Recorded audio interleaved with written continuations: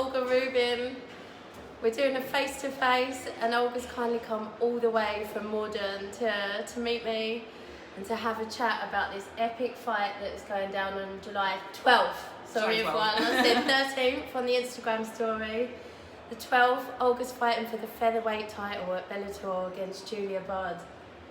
How buzzing are you? I'm so buzzing. I'm 3 weeks out, and this is like, I'm so high at the moment. So Yeah. every time I'm training, I'm like completely in it. Can't wait to get in there. So tell me, like, have you done anything different for Champ Camp? Or like, is it just more of the same? Do you not want to change a winning formula?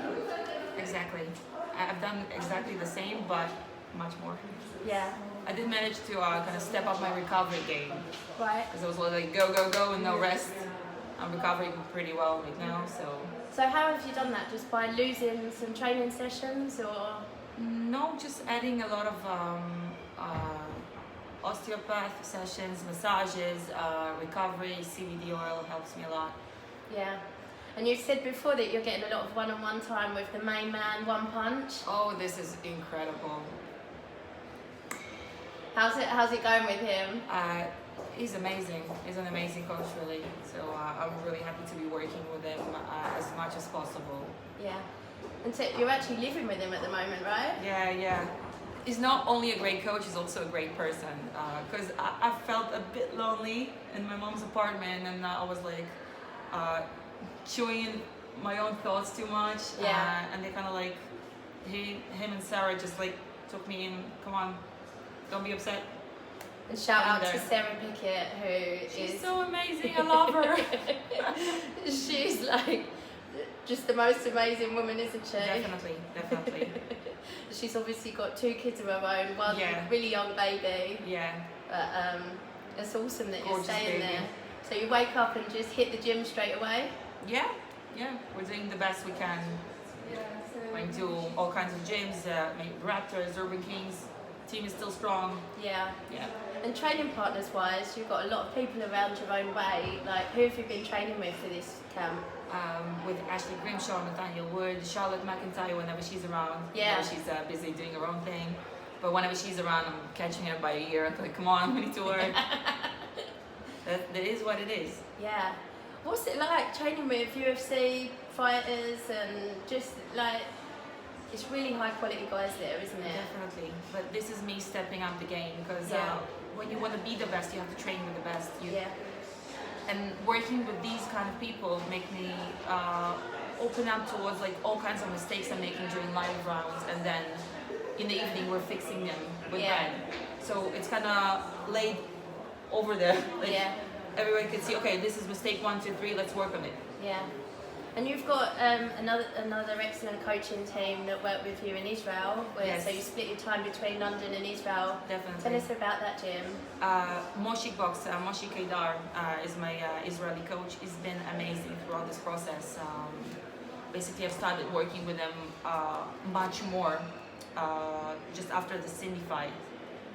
And we kind of synchronize all the work we're doing with Brad and Moshe, so we're sending each other videos all the time, so Brad can fix them and say like, okay, let's do 1, 2, 3, and we're kind of working together as a cohesive team, if it makes any sense, even if it's through videos and text messages. And do different coaches see different things when you're watching the videos? Yes, they do see different things, but also they're really open-minded about things that we're doing. Yeah. There's never like my way or the highway. Always finding better solutions together. So I'm really happy with my team at the moment. I'm so excited about this fight. I got the best team in my corner. About it too. So who will be in your corner on the night? Okay, so Moshe Kedar, Brad of course, and Kev, my manager. Shout out. He's the best bucket man in the business. He holds my bucket. So embarrassingly, you can see we're in a different location. We got booted out. Yeah, we got booted out of a really posh place.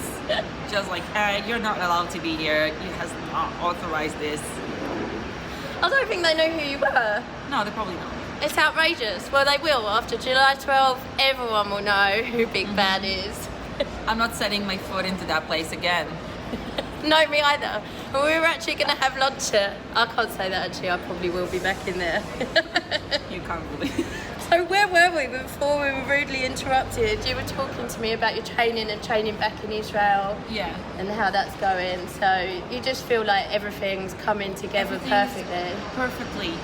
It's becoming so cohesive. Like the coaching is perfect, really. I'm really happy with my team. And my strength and conditioning coach, I've been working with him for since the first Bellator fight, basically. So he just made me much bigger and stronger. So yeah. Shout out to Pavel Sorokin, my coach. Good job, man. So what sort of things are you doing on the strength and conditioning side, or do you want to keep that on the down low? Well, it's not a secret because I'm posting We see it. some of your workouts online. But it's a lot of really explosive workout. Yeah, it looks quite CrossFit-y, some of it. It is quite CrossFit-y, but still it has specific things that has to do more than with MMA. A lot of rubber bands. Yeah. So you feel the push and pulls, the work. So when you're in there on the night, it will feel effortless, right? Hopefully. No, I know I'm in for a big fight. Yeah. Nothing will come easy when you really want something, you know. Yeah, of course. So let's talk about her. She's 12-2, and her only losses are to Ronda Rousey and Amanda Nunes. Yeah. You're going to be an esteemed company when you become the third person. Is it daunting at all? Do you know what? When I was fighting Cindy Dandua, everybody kept telling me like, okay, she's out of your league. Like, she won her fights against Megan Anderson and like really high-profile featherweights, so you're 4-0. You got cans or whatever. I'm really fine being the underdog. I prefer being the underdog. Yeah. I'm comfortable enough in that position so I can get in, get the job done. Eventually, that's what it's all about. And you've probably watched some of her fights. Do you see any weaknesses in her game that you think you can expose? I've been watching her fights even before I got a title shot. Of course, It's my job to know who I'm about to fight later on. Yeah. Everybody's beatable. Everybody's beatable. Everybody has holes in their games. No one is perfect. Yeah. So I've been working a lot of my own works. So I can tell you that I'm not the same person I was 4 months ago when I was fighting in Dublin. Yeah. She didn't fight for a year. I haven't seen her in the cage. She probably is a completely different fighter. So this is MMA. Yeah, of course, and it's why we all love it so much. Yeah. And the fact that anything can happen on the night. How are you expecting the fight to go? First or second round knockout. Wow. So that's definitely something you've been working on. I know your striking looks incredible in some of the videos you've been posting. Thank you very much. Again, that testament to the team that you've got behind you. Yeah. And changing subject, you're obviously a mum as well and a wife. First of all, I'm a mom. And then everything else. But yeah. So how hard is it being away from home? It must be really tough for you. It's horrible. It's the biggest sacrifice I've ever done in my life, and this is just... Take 3. Going back to your son, you're away from home. Yeah. That's savage. As you said, the ultimate sacrifice. This is the ultimate sacrifice, because there's nothing I'd rather do than to be home with him. But I'm here to be the best, and in order to be the best, I need to be with the best team. And this is Brad. Yeah. So this is the reason I'm coming back every 2 freaking weeks. It's like every month, half of the month I'm staying away from my kids. Yeah. That is really tough for you. It's sick, really. Yeah, but do you feel like it makes you even hungrier? You know, if Definitely. you've had to go through that sacrifice, it has to have been worth There has it. to be a good reason I'm doing this. Yeah. And I'm putting 100% in it. Like, and what's incredible that my son is so understanding. He's only 3 years old, and he's like, so you're away doing boom boom? Have fun, just make sure you bring presents. But he's also saying how proud he is of me, and he's going to jiu-jitsu classes with Moshi, with my coach, and he says like, I'm doing boom boom just like my mom, and this is like, this makes my heart melt. Yeah, that's amazing. Really amazing. And my husband, like, I'll Yeah. give it to him. You often give him props online. Yeah, it's keeping my family intact. Like. But what an amazing role model you are for your son, for working mothers and women and fighters and going out and, you know, hard work, making things happen. This is why I'm doing what I'm doing, because like if I can do it, anyone can do it. If you put your heart and soul into it, you have to sacrifice things in order to get better things coming your way. Yeah, you know? 100%. And one of Brad's favourite quotes, like I love it as well, is he doesn't fight because he hates what's in front of him. It's because he loves what's behind him. Yeah.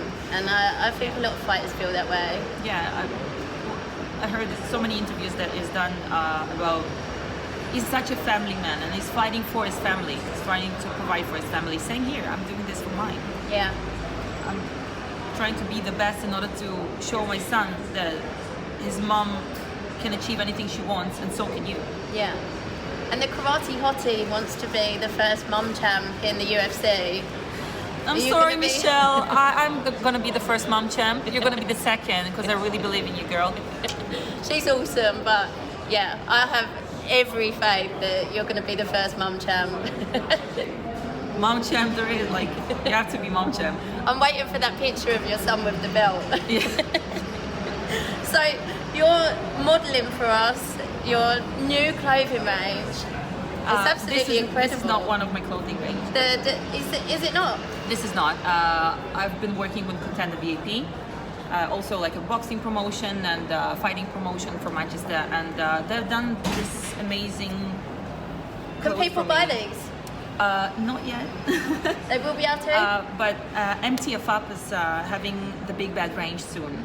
We're gonna launch it soon, so I'm gonna post it on my Instagram the moment it happens, and definitely please wear the Big Bad range. I'm looking forward to that. So I've seen a few samples that have been mocked up. Yeah. When is the clothing range hitting? Do you know? Not yet, but pretty soon. Yeah, and available to buy online. Yeah. Awesome. Yeah.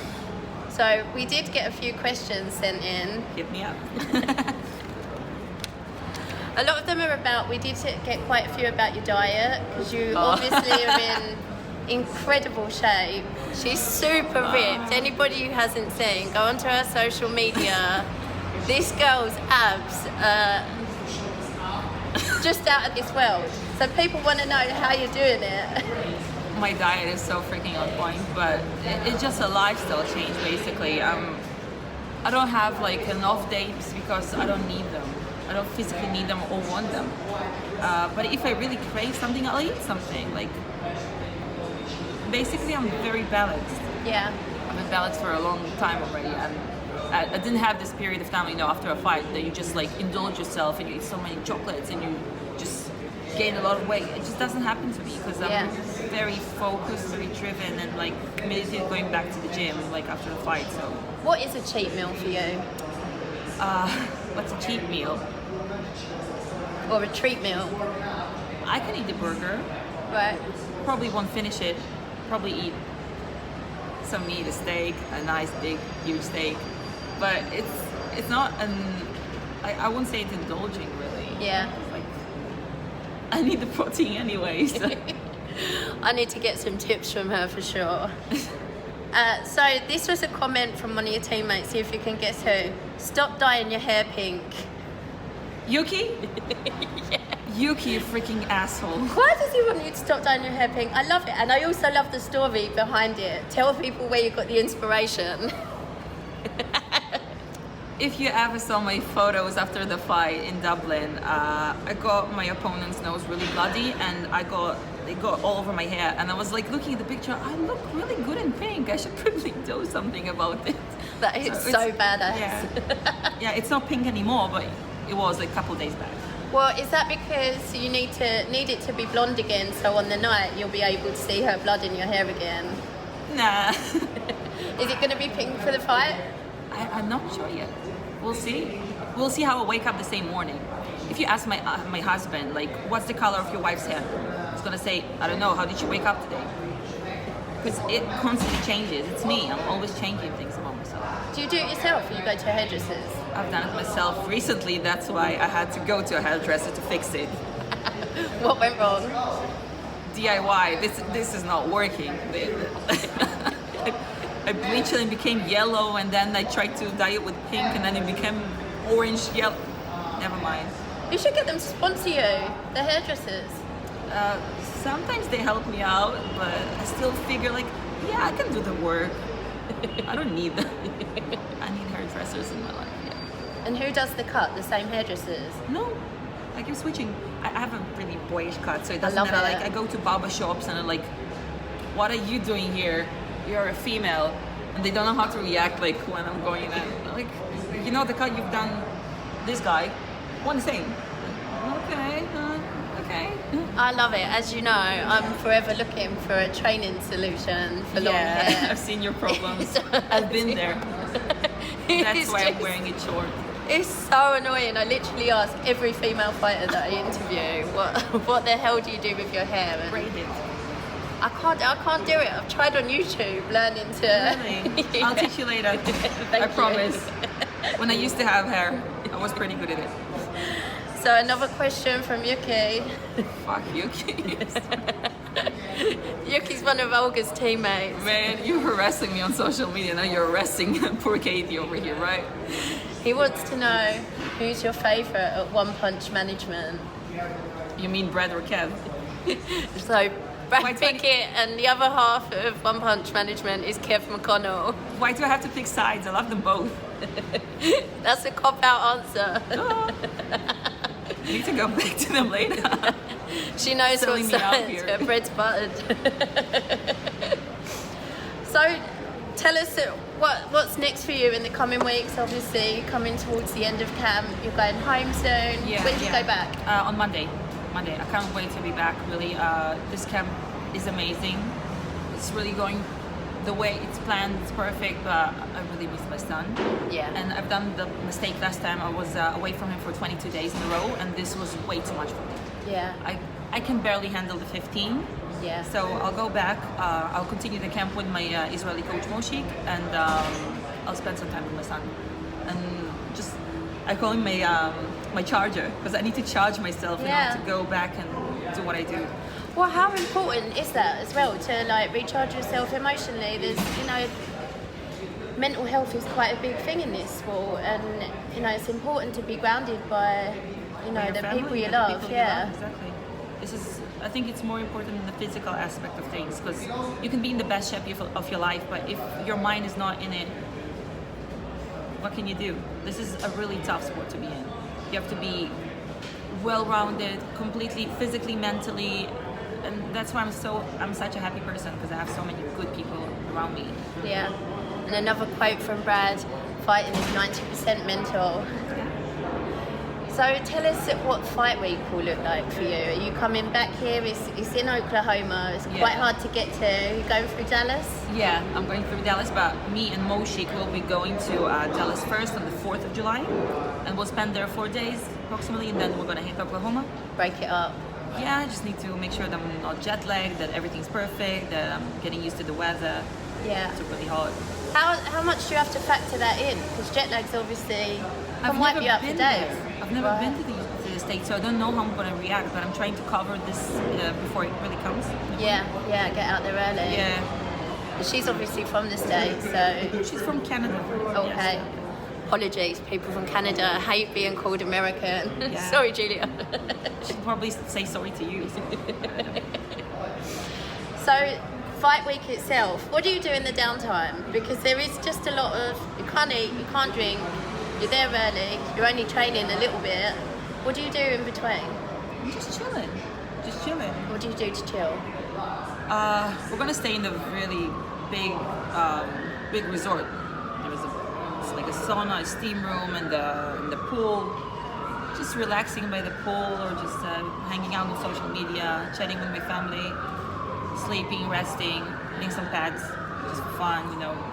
I'm not cutting so much weight, so I don't need to like. So do you just reduce calories, or do you water load? Do you have to sauna for the last bit? Let me do another shout out to my nutritionist, Yanis. You rock, man. Mr. Sport Official. Mr. Sport Official has done a really good job with me on lowering my calorie intake to the fact that I'm still very energized during trainings, and I am losing weight. So I don't have so much left to cut. and Yeah. I'm really healthy physically. You look in the shape of your life. I am. I feel like that. Yeah. And this is really important. Like the nutrition part of your camp should be perfect, because this is your fuel. You need to make sure you spar and you have training sessions and S&Cs, and make sure that everything's completely like Yeah. on point. You just seem so happy and confident and relaxed. Yeah, that's how I feel. Yeah. And it's obviously the fight of your life. Huge fight. You know, It's massive. It's massive. I've never been preparing for such a strong opponent, such a dominating opponent. But I'm working so hard, and I see myself winning the fight. Definitely see it. So any last shout outs you want to give? Anyone else you want to thank? Or people at home, obviously? My sponsors and my family, like keeping me happy and content and smiley, and She's so happy. yeah. And where can people reach you on social media? They can reach me on Instagram all the time. Hit me up. I'm a really nice person, by the way. If you think I'm big bad, it's only the cage. I can usually answer DMs. Well, you quite often do the fan questions as well. Yeah, Like if you've got a bit of time to spare. I'm training. I'm doing the train life at the moment. So I'm like 2 hours, 3 hours in a day. I need to be on the train, and I'm just bored. So We actually spoke last time about the number of unsolicited photographs female fighters get from men into their inbox. And I've recently seen Jessica Rose Clark said that she might start a Twitter page just showing all of the unsolicited photographs that she gets. I'll be her first fan, and I'll add all of mine because I'm getting so many of them. Boys, I can't believe this is a thing. What are you doing? You guys really think that it's anyway flattering for yourselves? You really think I'm seeing them and going, oh? Hell no, I'm deleting it, for crying out loud. This is sexual harassment. It's always the people who've got nothing to show off about as well. Obviously, it's not really them. You don't think? I'm pretty sure it's like they're sending me like pictures of porn stars or something like that. Oh God. Right. I don't know why. What an awful note to end on, but Yuki, that doesn't mean you need to send me them right now. I know you're watching this. Yuki, please don't inbox me about that either. So, yeah, the fight is on the 12th of July. People can watch it on Sky Sports. It's headlining, right? It's headlining, yeah, and also it's going to be 2 different featherweight fights in that event as well. Oh, so wow. it's going to be flooded with featherweight women. Talent. Yeah. And potentially your next opponent. Exactly. You'll be defending the belt. Mm-hmm. Guys, if everything goes well, you'll be expecting me fighting again in Tel Aviv on November 16th. Where can people watch it in Israel? In Israel, on Ego Total channel. Okay.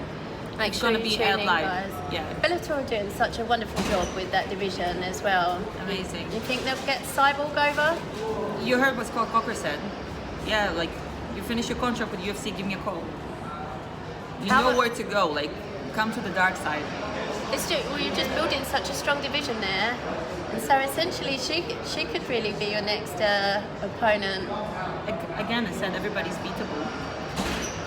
Do you feel like your dreams are coming true now? Oh, Everything you've worked for? Definitely. I'm starting to see my hard work being paid off. It's been such a long journey for me during these 6 years, and believing in myself and the options that I can provide for my family. Like, it's been an amazing journey, and I'm surrounded by people who really make me feel like I'm in the right place. Yeah. I'm so excited for this fight. And ladies and gentlemen, we're going to have a new featherweight champion on the 12th of July. Thank you.